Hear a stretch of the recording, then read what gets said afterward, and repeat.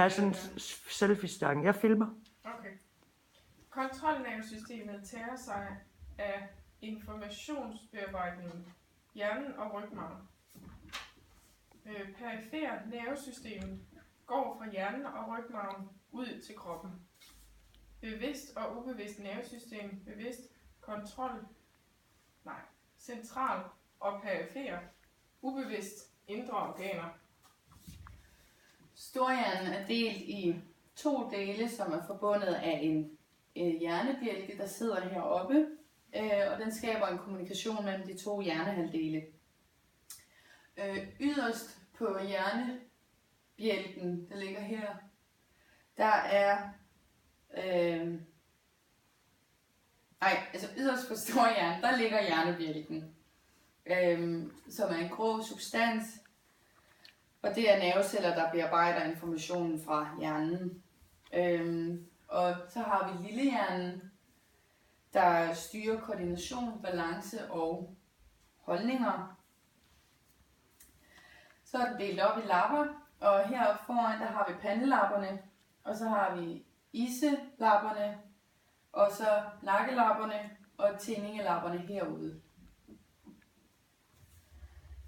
Pandelapperne, det hjælper med at huske, og så er der iselappen, der er berøringen, så hvis man bliver berørt, så går det op i iselapperne, og nakkelapperne, det styrer synet, og tindingelapperne, det er hørecentret. Aldersforandringer, det er, at man bliver længere om at lære noget nyt, jo ældre man bliver. Og det med at handle og opfatte. For eksempel med at køre bil, der jo ældre man bliver det sværere at huske, hvordan man styrer en bil på forskellige måder. Sanseceller på nethinden, der opfanger synsindtryk. Selv fra synsnerven til synscentret i hjernen. Aldersforandringer. Øjets linse bliver mindre elastisk, så man får svært ved at se på nært hold og får brug for briller. Lysfølsomhed aftager. Kraftig lys. Mellemøret, der hammer, stigebøjle. Nå, det er fordi inde i øret, der har man 3 forskellige slags bøjler. Der er hammer og stigebøjlen og armbold.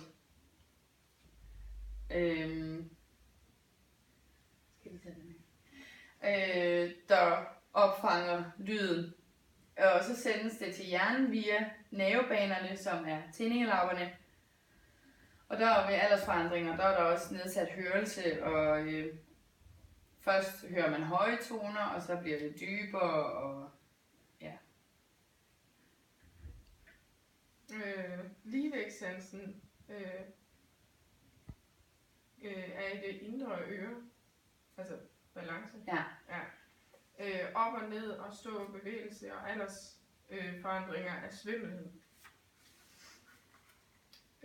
Så hvis den lap den bliver forstyrret, så går det ud over balance. Ja.